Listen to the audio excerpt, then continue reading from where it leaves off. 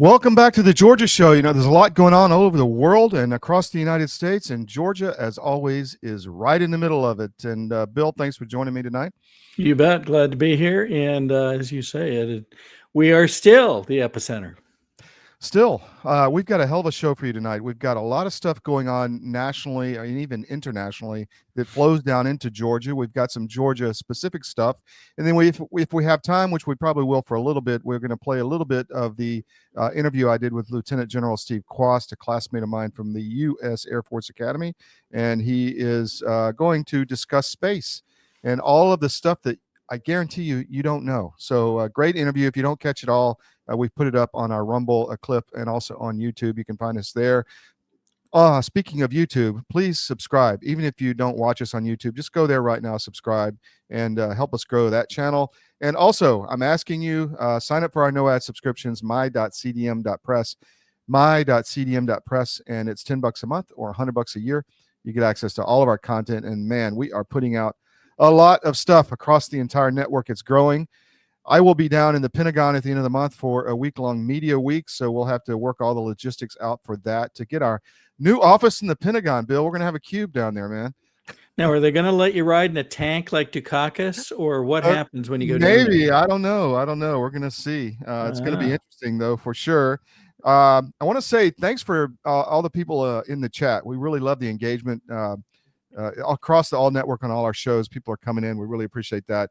Check out whatfinger.com. It's a great aggregator site. And we're on georgiarecord.com, of course. Sign up for our socials. Sign up for our Rumble channel, CDM1. And we're on podcast. This show it gets a lot of views on podcast. So if you missed it and you're on the way to work or whatever, find us on the Georgia Show on any podcast provider. So, Bill, what do you have for us today? Well, as long as we're talking about comments, I will share that I got a call from a longtime contact in election integrity in Georgia this week. And they said, gosh, I've been watching what's going on in the show, and you guys are really burning it down. Well done. Thank you. It was very, very kind, very thoughtful, and very, very much appreciated. And goes to exactly what you're saying. You know, folks are paying attention, and hopefully they're able to get some information that otherwise they might not see. So, yeah. So we're going to talk about several things today. Remember that we've said over and over again, we got to watch what Trump does, not just what he says, although what he says is sometimes interesting and provocative. Watch what he does and watch with whom he does it. And we're going to show some examples of that, given some meetings that went on with Saudi Arabia during their visit to the White House this week, just yesterday. And we'll show some very interesting things that I think folks are beginning to get the sense of, okay, I really need to pay attention to these things. So we're going to talk about that. We're going to talk about some statements made by some of the Congress people and ask a couple of key questions about who's rooting for who here. We're going to talk about Tina Peters. We've got some updates on her situation, her condition even, and some possibilities as we go forward that I think folks need to know. We're going to talk about something that will come out in the next 48 hours, which a lot of people are very expectant about. And we're expectant, yet we're questioning in some reason. And then show a couple of the things that came out today, which might give us even more reason to question stuff. So we'll have a bunch of interesting things to talk about tonight. Excellent. Looking forward to it. Well, let's get right to it. You got a lot to go through, and I'll jump in as needed. Okay. So in the last few days, the Crown Prince of Saudi Arabia, Mohammed bin Salman, visited the White House, visited Trump, had some very interesting meetings. When you read this, if you look on Twitter, if you look on X, you'll see Mohammed bin Salman often abbreviated as MBS. So if you see that, that's who they're talking about. Let's start off with the way that he was welcomed to the White House. Let's take a look at this. Let me make sure I try to get these in the right order. I've got several to show you here. Let me see if I get this right.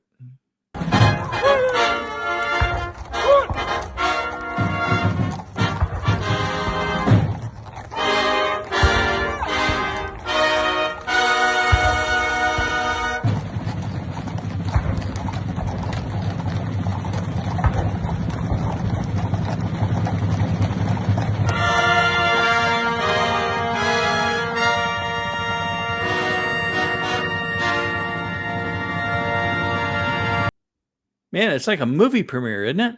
And then while we're watching that, let's take a look at Trump as he's waiting for him to arrive. Greatest chip innovations from the likes of NVIDIA. We're anticipating many tech leaders to be joining the White House at a dinner a little bit later. So we globally was with the Middle East and Saudi Arabia, and now Saudi Arabia, as we speak, with the president. Now, recall as we watch this, I'm gonna mute this for just a second. Recall as we watch this, the rule for the crown prince, at least in their standards, is that nobody can touch the crown prince in any form or fashion.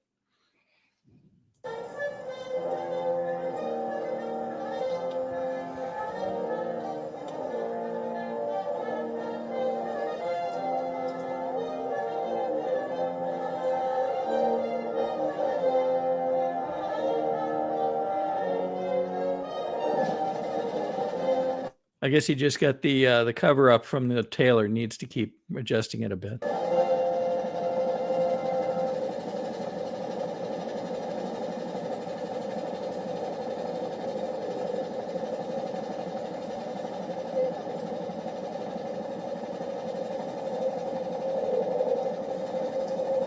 So a very interesting welcoming ceremony, and they have I think in a moment we might see a flyover and some other stuff. So let's just watch the rest of this, and we're gonna draw some observations.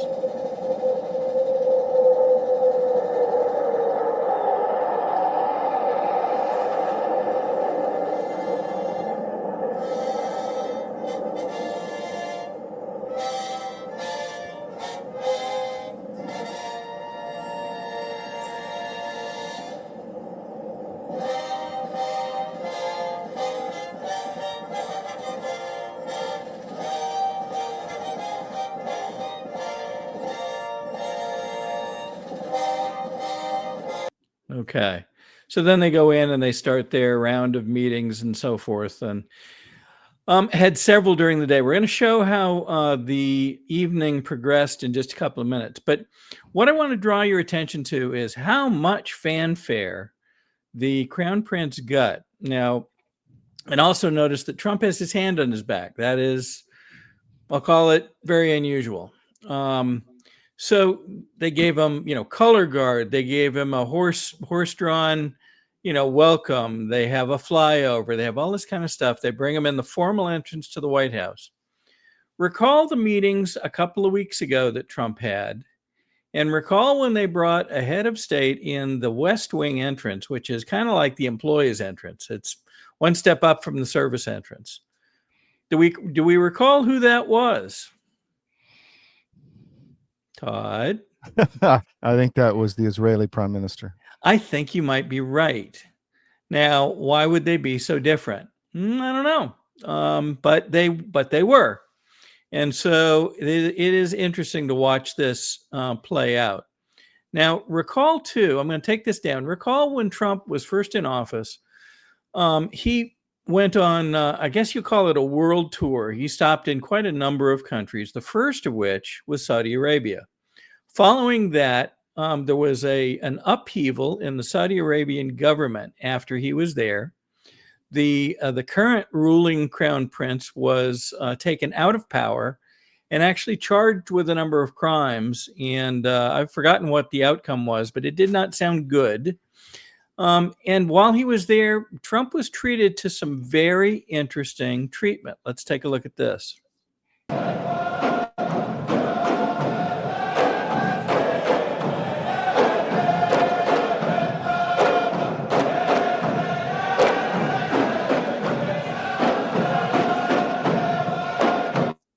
I believe what you're watching is known as a sword dance, and this is typically reserved for really just people that I believe are connected directly to their government. It's very unusual to have an outsider invited to one of these, and I do not recall a president ever being invited to one, and yet they invited him, and I don't know if this particular clip shows him participating, but essentially he did. I think they ended up giving him a sword at one point, which is pretty outlandish.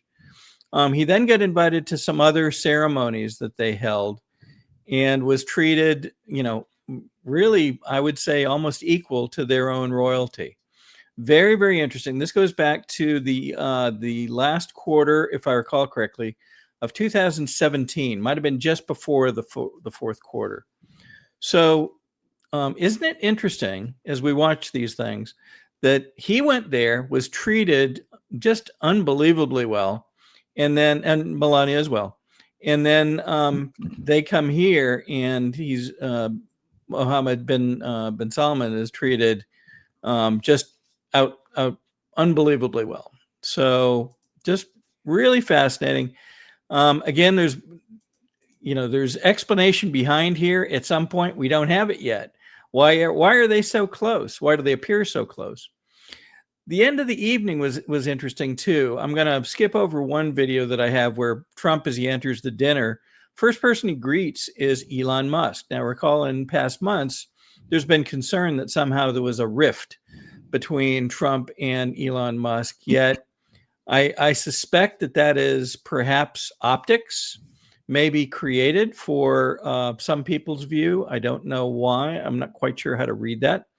But he was the first person. Trump walks in the room, reaches over, gives him a pat, and then continues on toward his seating. But first person he greeted as he came in the room. Toward later in the evening, they also had some music, opera singer, if you will. And they sang a very interesting song that we have heard before. We've heard it at a couple of the rallies. We heard it at the end of the Republican National Convention, and it is called Nessun Dorma. And it is the actual almost closing song, if you will, from the movie Sum of All Fears. This is when, in summary, the bad guys get taken out. And this is the song that's played while that happens within the movie. Very interesting. Let me just play this for a moment.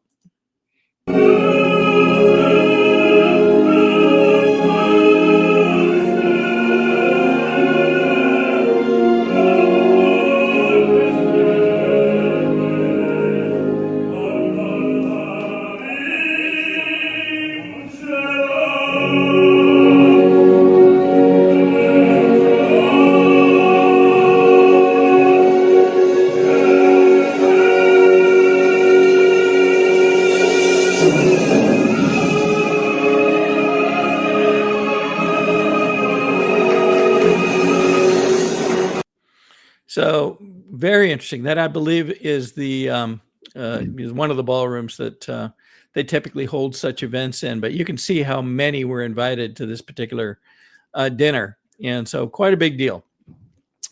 How do we judge this? Well, we judge it that there's a relationship there, a pretty good one, it appears, between the Crown Prince of Saudi Arabia and Trump. I believe the last thing I saw indicated that there would be at least a $1 trillion investment coming from Saudi Arabia to the United States in the coming days and weeks. So probably more than that by the time we get done. But I found that very interesting. They're talking about F-35 sales too, which doesn't make the Israelis happy. That's an issue. Yeah. Well, there you go.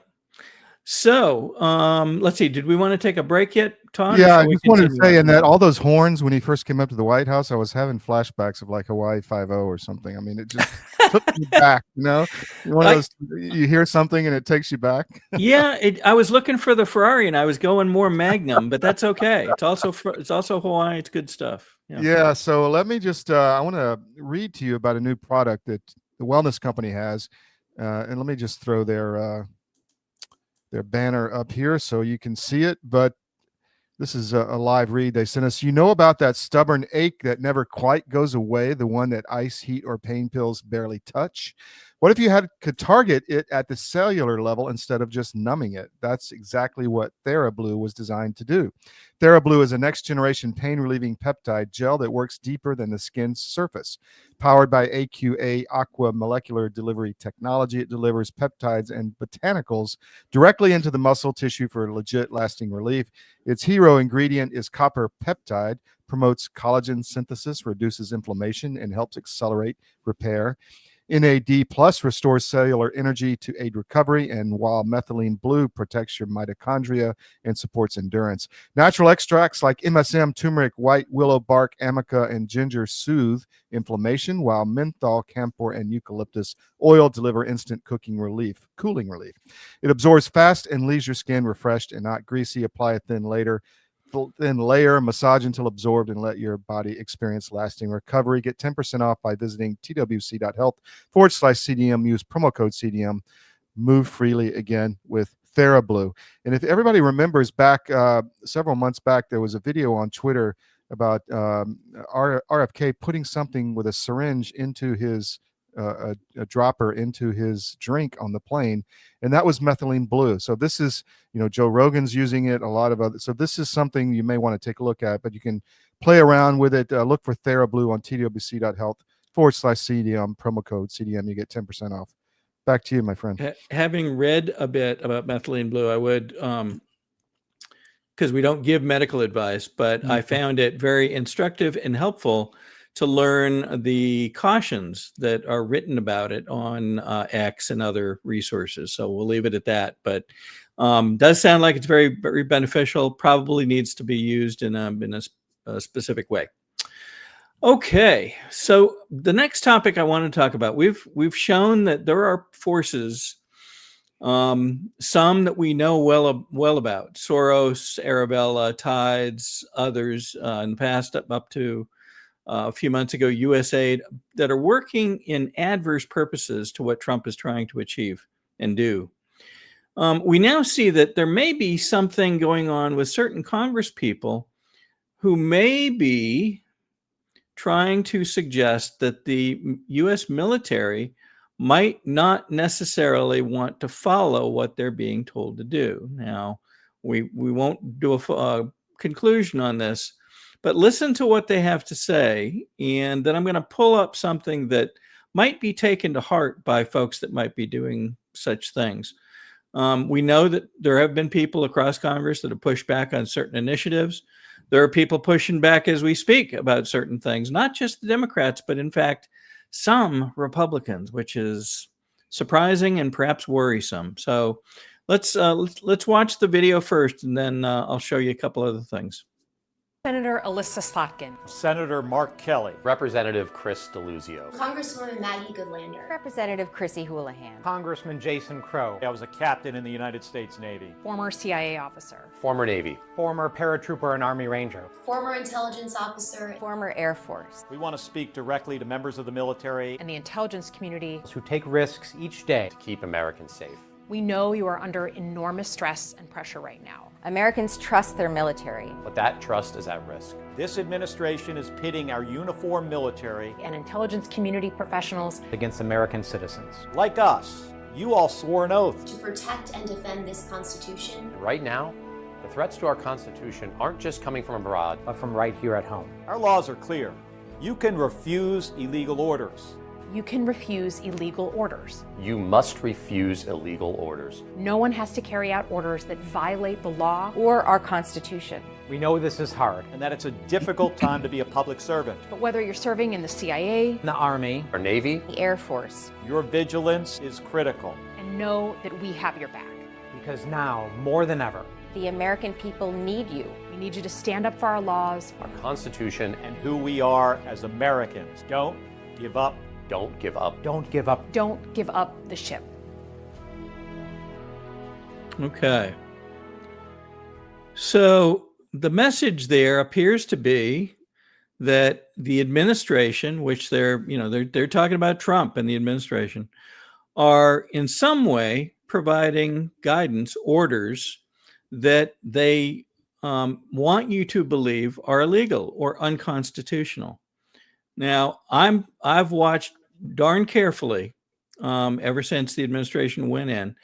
Now, there's been things that people didn't like at almost every turn, but they didn't like them because they changed the dynamic in America back toward what it should be, a republic, or they take out of play money flows that they would prefer to keep in place, things like US aid, things perhaps like the billions of dollars that were flowing to Ukraine, which no longer are. And so in some way, they are trying, it appears, in my opinion, to portray some of the things that Trump's doing as in some way illegal or unconstitutional.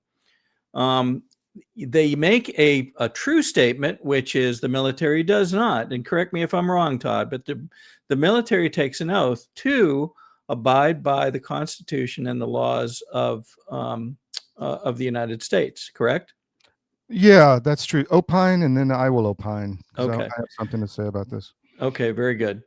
So that's a true statement. However, they are trying to cast it in a view that in some way Trump is ordering something, or maybe ordering many things that are not legal. I have not found anything that has been any direction that's been given to the military that is either illegal or unconstitutional. And where it's been challenged, you will note that many of the things have ended up in one court or another, and all the way up to the Supreme Court has found in favor of just about every initiative of Trump's to date. That means that in their judgment, these things are lawful and constitutional. Now, so what do you have to say to people that are trying to portray it otherwise? Well, perhaps a review of something called 18 USC 2387 might be interesting, because that law, it's a federal law, makes it a crime to encourage subordinates, disloyalty, mutiny, or refusal to fulfill their duty within the U.S. military. You can read the rest of this, including the penalties. But the bottom line is, if they are trying to do something that in some way encourages the military not to follow lawful orders or not to follow constitutional orders, that encouragement is in and of itself potentially a crime. Isn't that interesting? Why would these people put themselves in the middle of such a potential dispute? Doesn't seem to make a lot of sense, but it smacks to me of some level of panic.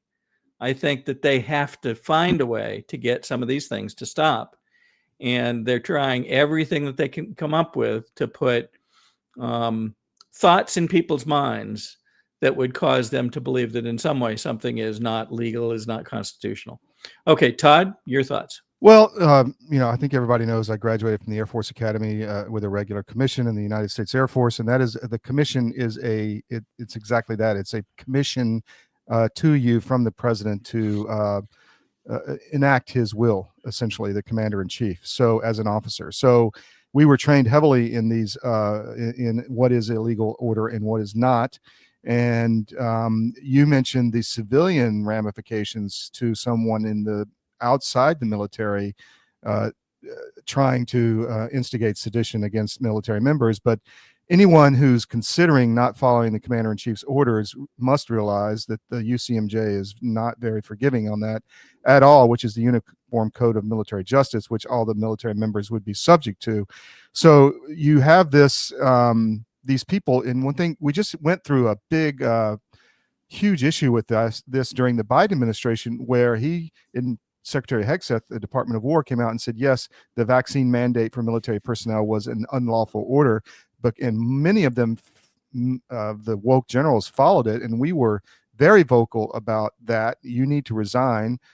The example I gave was Richard Clark, who was the chief or the superintendent of the Air Force Academy, forced these people, even cancer recovery survivors, to take this shot, which weakens immune system, and there are multiple cases of likely deaths at the academy from taking this vaccine, turbo cancers, dropping dead on the terrazzo, that kind of stuff, which you've seen throughout the civilian force or civilian community. But this all goes back to like My Lai in Vietnam, where they were ordered to kill civilians, and they did, and that was an illegal order.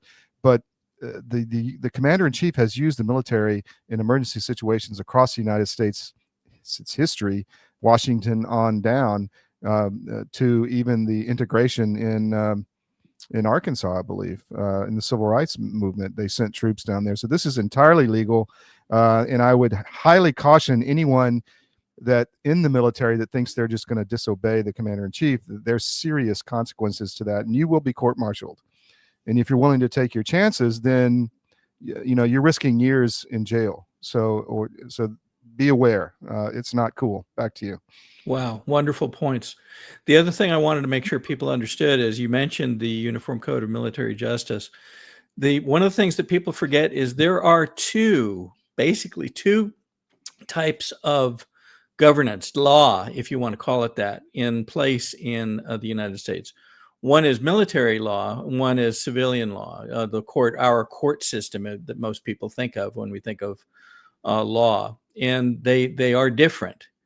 And it is important to remember that those are different, because you can't make a judgment about one without really knowing that. And I had a conversation, if you recall, with David Clements just a few days ago. And this is one of the things he called out. He is has been a law professor. He knows the court system, the regular court system of the United States, if you will, very well, to the point where he's expert. Yet he recognized and called out that military dynamics are much, much different. And so that's an important thing for folks to remember.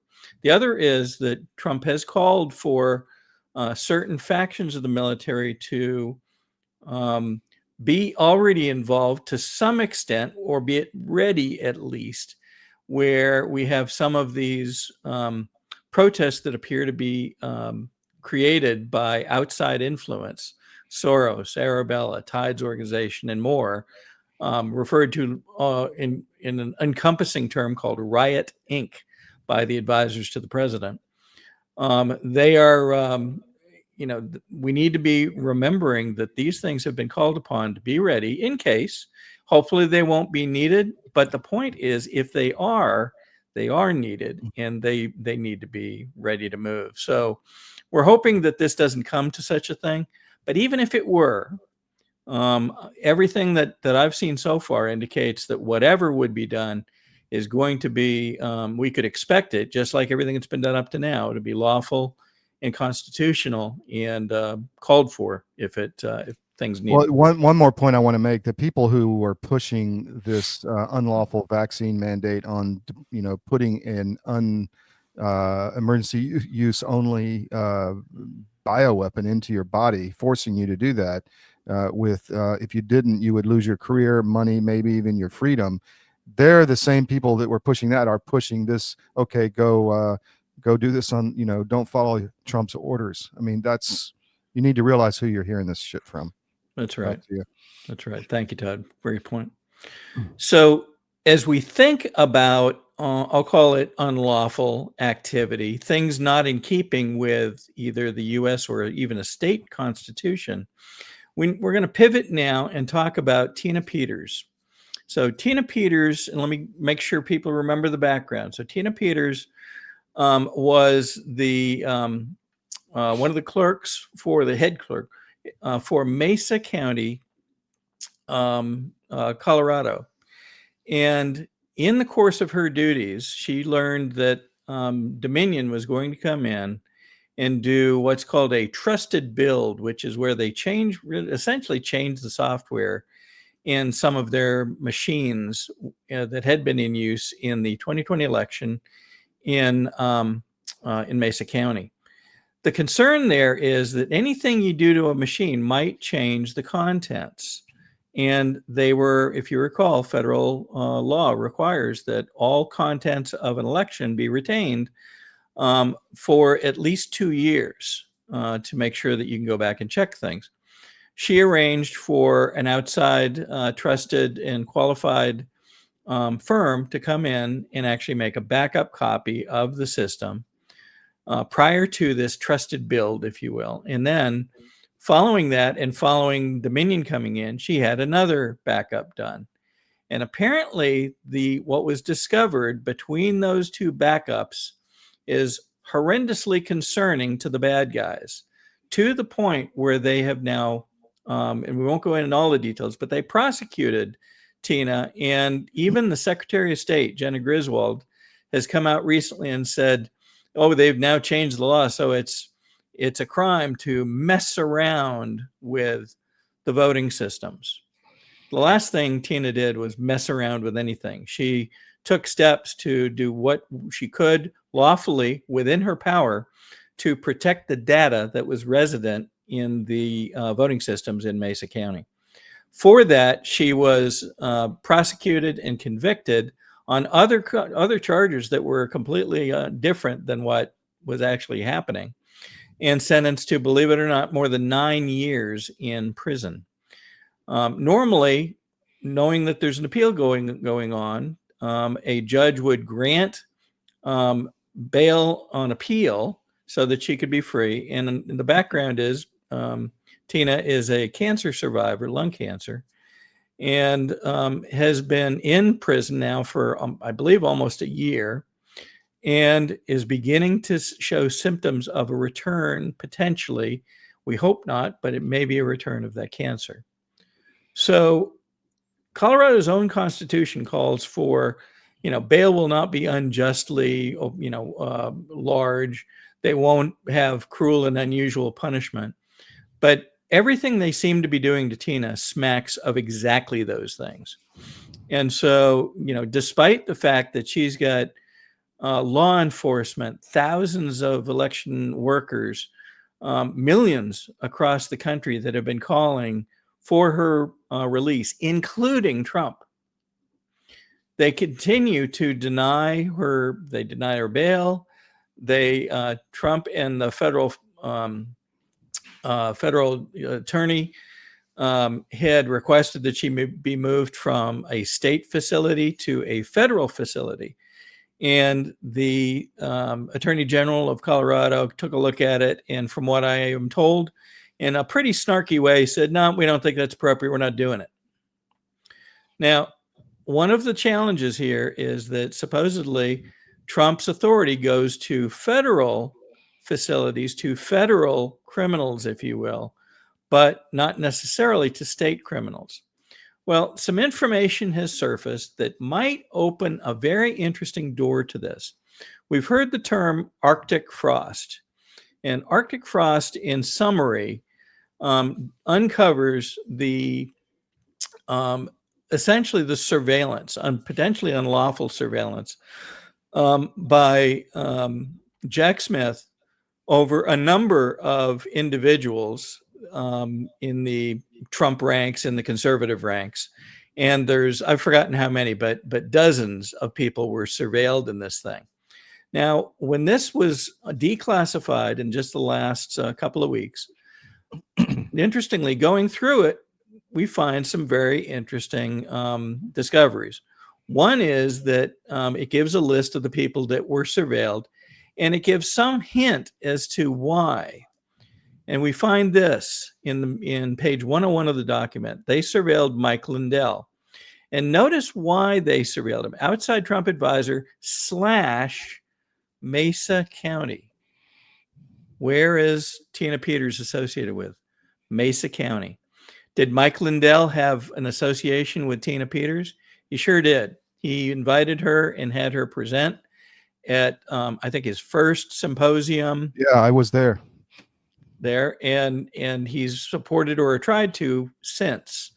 So here comes this note about Mesa County in the Arctic frost investigation. Now, was this Arctic frost initiative a federal one? Yes. Does it suggest that there was some sort of federal involvement in Tina Peters' ultimate prosecution? It potentially might. And so, interestingly, the Mesa County District Attorney, one Dan Rubenstein, put together an email to multiple district attorneys across Colorado and titled it a Rule 3.8 meeting. It talks about the rules of professional conduct for prosecutors. This comes from Joe Hoft, so we thank him for his work in bringing this forward. The interesting thing is he appears in this communication, and I know it's too small to read, but that's okay. We're going to show you a couple things here. He appears to be trying to construct some common language that they can use to avoid the appearance or potential approach of inappropriate prosecution. And again, this is too small for you to read on screen, but basically I'll just net it for you. It appears in this communication where he copied these various folks that he was trying to set up a dialogue, set up a set of statements so that they could have some explanation of why they were coordinating this. But in addition, there's talk in here that suggests that there might be some other help coming from potentially other players, other potential federal players. So here's some questions to consider. I meant to make this just a little bit bigger, but why were U.S. AG Merrick Garland and the FBI Director Chris Wray participating in Mesa County discussions via WebEx early on in the preparation for whatever they were going to do in Mesa County? Why did the FBI, a federal force, raid Tina Peters' home? They also raided her assistant or one of her associates, Sharona Bishop's home, also raided by the FBI. And then Mike Lindell, if you recall, was targeted by the FBI and had one of his phones seized by the FBI.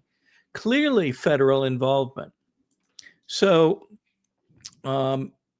within Tina Peters' indictment document, there's this quote: the Mesa County District Attorney's Office and the Colorado Attorney General's Office assisted the FBI in the operation, which was described by Mesa County spokesperson Stephanie Reese as federally authorized law enforcement actions.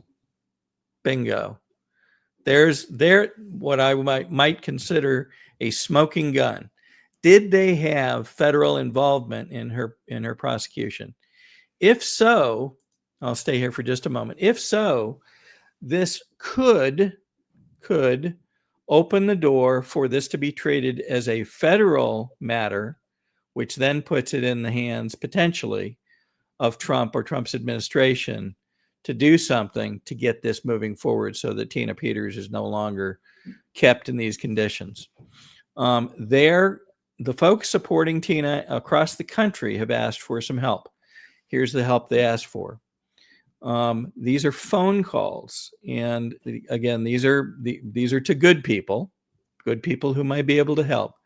And they're suggesting that calls be made to Pam Bondi, the U.S. Attorney General. There's her phone number. The DOJ main switchboard number is below it, and then the White House switchboard is below that. Again, these are friendlies. These are good people that may benefit from hearing from the American public. Please reach out and do what you can to help Tina Peters.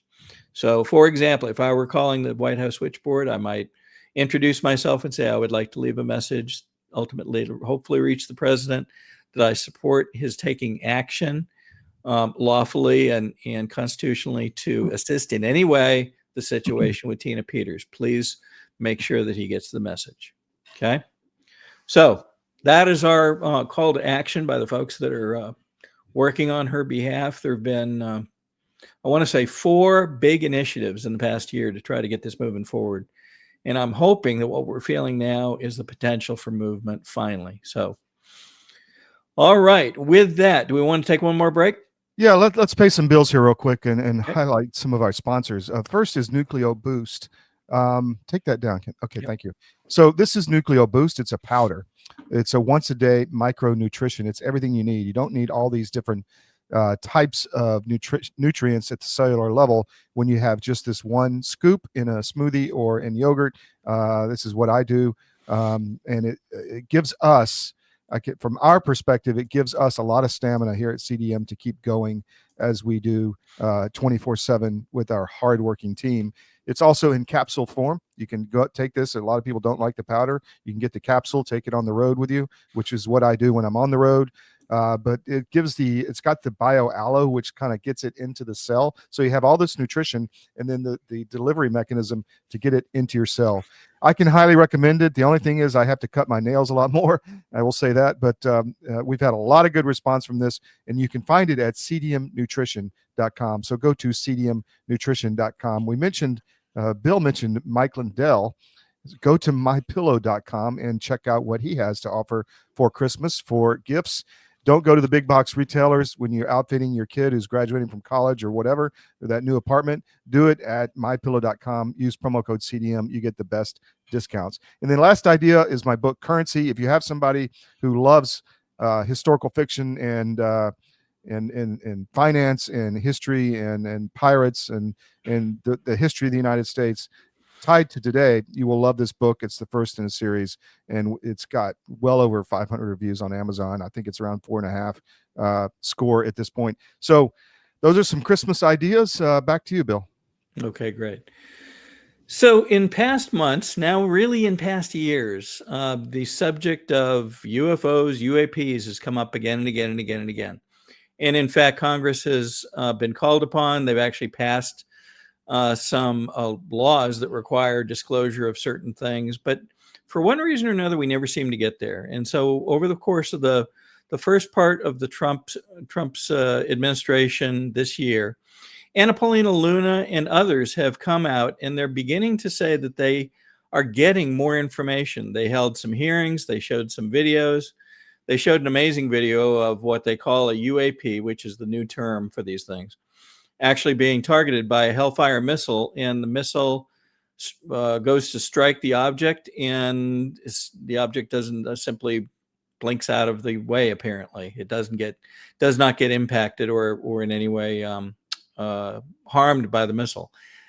Not possible based on what normally would happen with a Hellfire missile. So there is a very interesting documentary that has been talked about. It's going to come out in the next 48 hours. It's called Age of Disclosure. Before I go too far down this path, I'm going to go over to something that Tim Burchett, the congressman from Tennessee, who's also been known for calling out certain things in this line, and listen to what he has to say about this. Out pretty soon, if it's ever allowed to come out. I was in it a little bit, and you have former members of the CIA, you have others that positively say they were there and they identified these things, they diagnosed them, and they saw the craft. And there's enough people out there saying it, but they're just so suppressed, and the media moves on so fast on something. So he said they say these things are real. Now, notice he said former members of intelligence and such. Anna Paulina Luna has gone on the record on the Rogan Show and other things talking about that she's been briefed on these. There's only so much she can share without violating her security clearances and authorizations, but that there is something here. And so I want to go ahead and play a short trailer for this. And then I want to make some questions about it, and we'll come back in just a minute.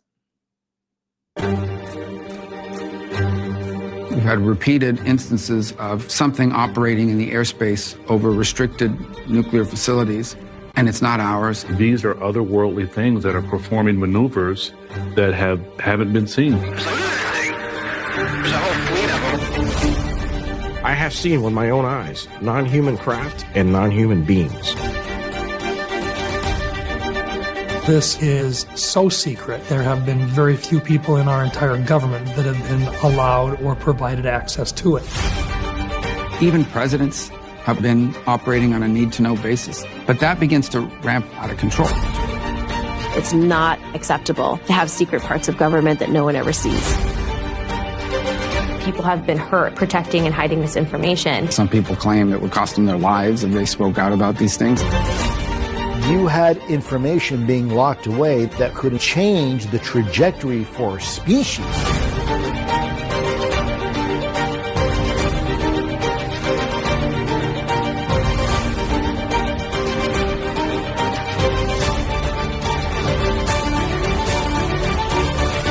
This is the biggest discovery in human history.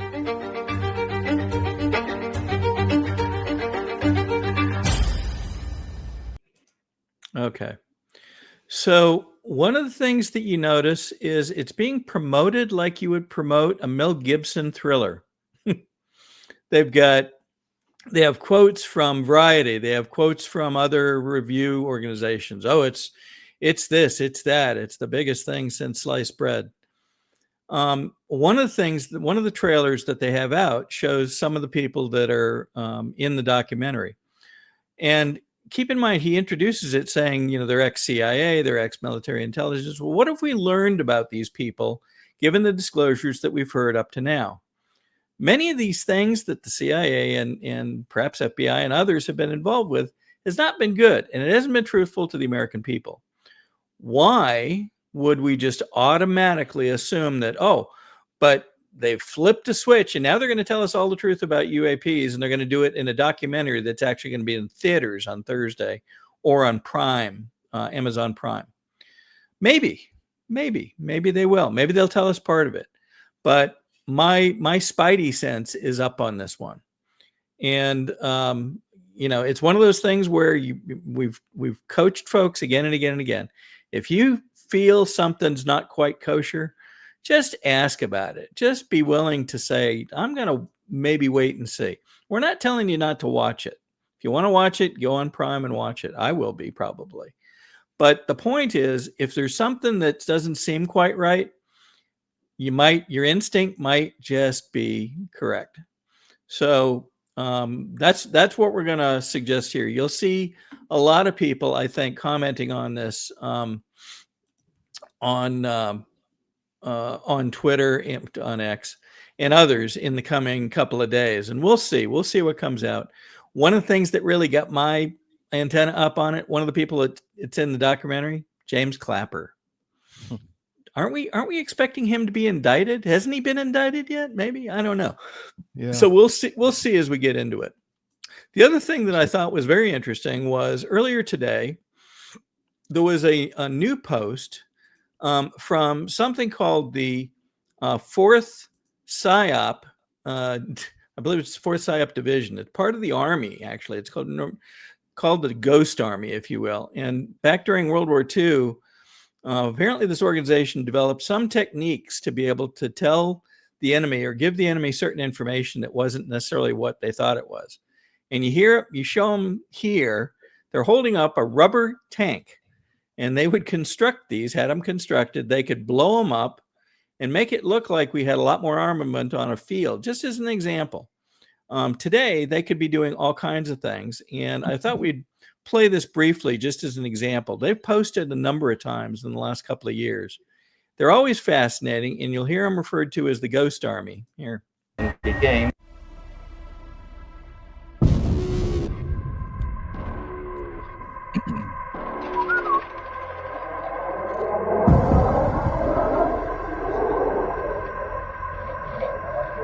Goddamn army.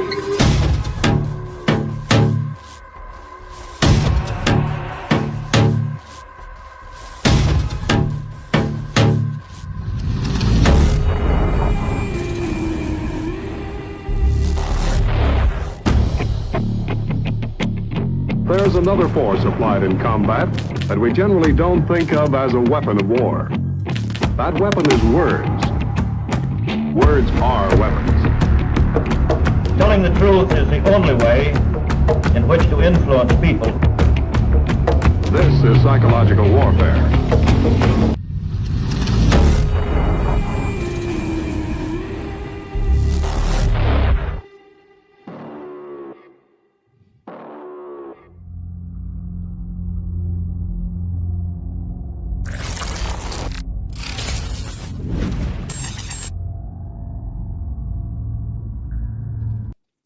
So, kind of interesting. I wonder why that would come out today when this thing's supposed to come out on Age of Disclosure in 48 hours. No way to tell.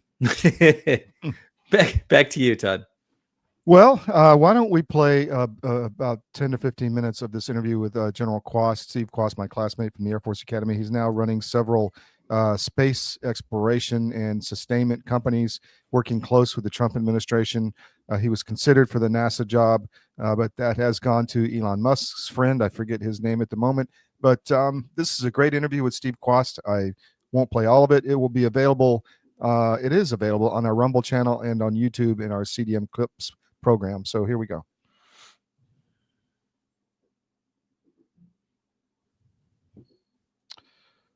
Why is that not got sound on it?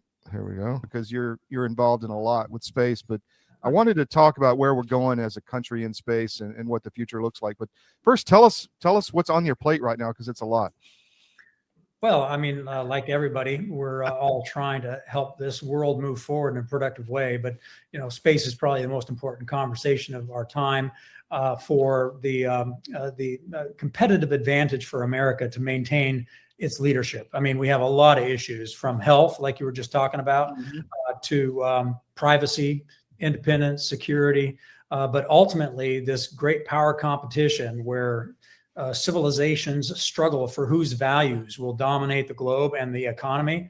We're at one of those pivotal points, and space is the geographic high ground upon which that game is playing out. Even in space news today, you know, the latest article where the warnings are coming out that China has taken the space race into the next gear, and you know, and they're going to be going to Congress to help educate them as to the need for speed, because speed is life in this race. Well, how does that connect to the whole AI thing? Is that like completely intertwined? Or... It is, you know, because you know, think of AI as one of the tools of our age. And it's a tool that, you know, we have to be careful of, like any other tool, like fire is a tool, and you got to be careful because it can burn the house down. AI is a tool, but you got to be careful so that we usher it in with the moral, ethical, and legal morality of a human being. And that the tool in the hands of a human being in charge can be useful. A tool run wild without a human controlling it can be dangerous. So one of our contributors, Tom Teague, is a old Credit Suisse guy, master of the universe type. He was saying you have to have a bunch of different AIs because one of them has to be telling the truth. You can't depend on one. Do you agree with that theory? Oh, yeah. So triangulating truth has always been a key attribute of intelligence gathering. You know, as you're observing the strategic environment, you need multiple sources so you can triangulate truth. You do it with people, you know, you do it with machines. So he's absolutely right, because, you know, survival is about planning for the unexpected, being prepared for the unexpected. And that means having multiple options, branches, and sequels. So if one thing fails you, you've got multiple options. You mentioned, well, first you mentioned space news. That gave me a great idea for our 15th website. I think I might steal that one from you. But you mentioned privacy. I've always wondered, why is it that Google and every website is allowed to just harvest all our data and sell it? And why can't we have control of our own data, in your opinion? We should have control of our own data, and we should have privacy, and we have not. And the root cause of why we're in this pickle is because the networked age rushed upon us as a human race before we had time to build the tools to protect the principles which are important for the human race. So we're just in this kind of no man's land, if you will, where we're swimming in the networked age, but we don't yet have the tools to maintain our privacy, our civil liberties, and our trust in you know, being able to understand if something is truthful or it's not truthful. We just have not built those tools yet, and people are scrambling to build them. But that's why we sit here and we scratch our heads going, this is not right. And you're exactly right. It is not right. So who is working on that? Is it Congress? Is it because, you know, a lot of people don't have a lot of trust in Congress. Is it staffers, or who is it? Yeah, Congress, you know, is never the ones that innovate new tools for the age. It is business leaders. It's people who understand the nature of the problem and invent something novel, meaning it has never existed before, and useful, meaning it solves a human problem. And so there are a lot of young innovative minds that are working on this problem of no ability to communicate in a way where you can trust that this is me and not AI. You can trust that the words coming out of my mouth are actually true. And you can do this in a way where you're protecting your privacy. And just because you're listening to it or watching it does not already mean that everybody sees who you are, can gather the information and use big data and AI to sell your data to others for their enrichment and for your victimization. So, you know, that's what people are doing. And I talk with a lot of people that are in that realm. They just haven't been able to commercialize yet. That's optimistic, encouraging. You know, obviously it's going to be a big issue. I've got a good friend who was completely destroyed because he had developed a separate social comm system, essentially. And, you know, he had to knock on the door and they completely deplatformed it, destroyed his whole business. Yeah. That surveillance is there. So is space an answer to get away from this complete surveillance? We don't want this. You know, it's coming in the UK. It's already in China. We don't want it. Well, how do we stop it? Yeah, there's no domain that's going to be a protector of it. It's about how we design the way that we mechanize information so that it cannot be hijacked. But the reason it's been, you know, the reason this has happened is because the internet was designed to be free and open. And to take something that was architected to be a certain way, a certain purpose, and then try to structure it so that it does not achieve its purpose, which is what we're talking about, almost never works. It's like turning a donkey into a giraffe. It's going to be ugly, and the only thing that's going to happen is they're both going to die. You know, the internet, you know, you have to start new. You have to start from scratch and say, I'm going to build something that achieves these outcomes. And that's what they're doing, is they are designing mechanisms. Now, can it run on the internet? Maybe, maybe not. Maybe it has to be a totally different. But the one thing space does give you is that it gives you a more difficult environment for an adversary to physically intrude. Now, digitally, the electromagnetic spectrum is everywhere. So anytime you're communicating or anywhere in the universe, if somebody else can sense you through the electromagnetic spectrum or reach you, they have a potential for intruding. You know, it's like the reality that air gaps are no longer a defense, both to AI or to intrusion. And so the solution does not lie in one domain or another, like you alluded to. You know, is space a protector of that? It is the human mind innovating methodologies of information that get us out of this trap that we're in. Wow, a lot to unpack there. I guess we'll have to stay on this topic because that's of high interest to us, is being able to communicate. You know, we're an information company. To get information out and have that ability, like this morning, I'm not streaming on half our platforms because we can't get out. So that's a problem, right? I mean, especially, and this is just one small Cloudflare problem. If the whole internet goes down, then you're really screwed as far as communication with people who think like you to fight whatever's coming. What about energy? You dropped a lot of bombs recently on energy on the last time we talked. Has any of that come closer to fruition? For instance, you know, powering your cell phone from space? Sure. I mean, every day we're making progress, and you know, we're making progress on a number of fronts. Not only the small nuclear reactors, where you can power a city with you know, a shipping container size nuclear reactor that's safer than, you know, safer than a fossil fuel plant.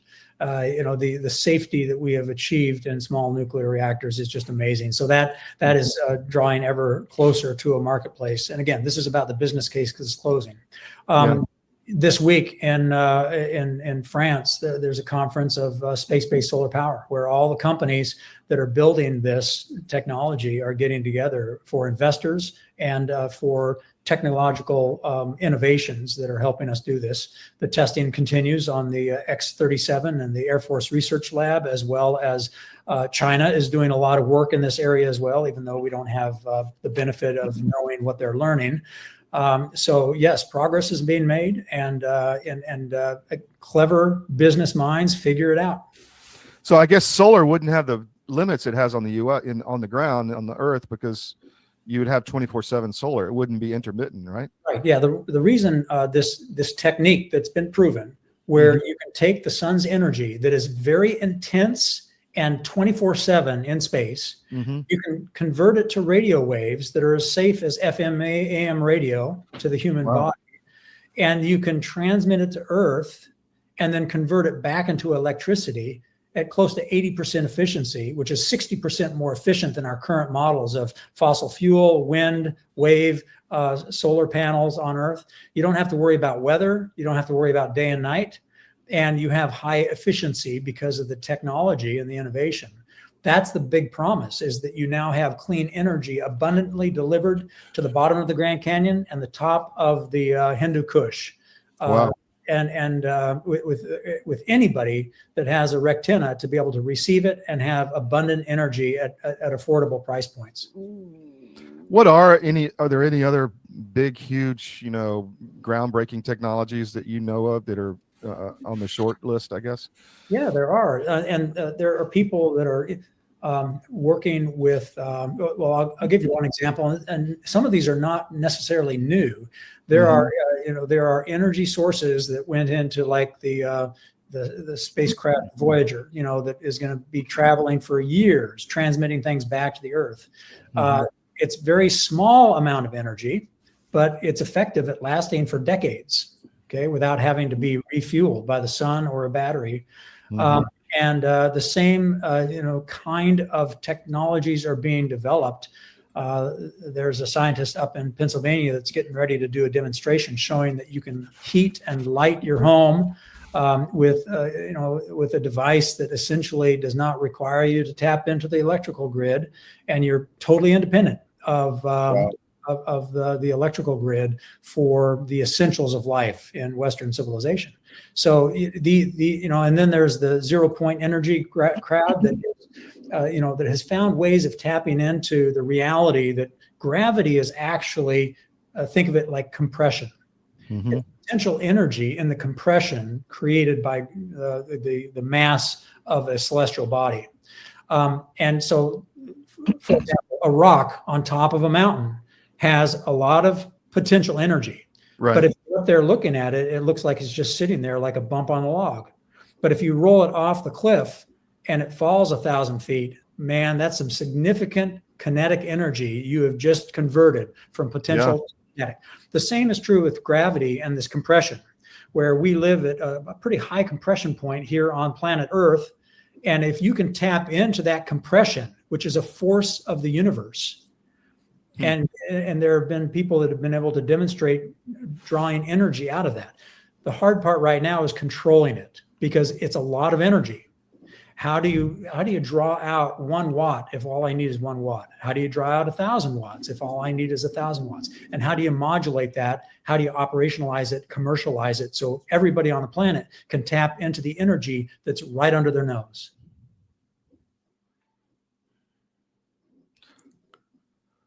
So, Bill, I'm in it there, but it's a great interview. It's on our Rumble channel and also on our YouTube channel. I myself am going to go watch it. I found, for reasons I can't quite put my finger on, I think that General Quast is an amazing communicator. He's able to explain this stuff. It's probably because he does it all day long, every day, but he is wonderful at explaining these things in a way that even sort of the average person can begin to get a grasp of some of these. It's an amazing time. It's interesting to me that not more people are discussing what he's covering, and he's so matter of fact about it. It's a fascinating discussion. There's a lot of institutional pushback because people don't want people to know about this, right?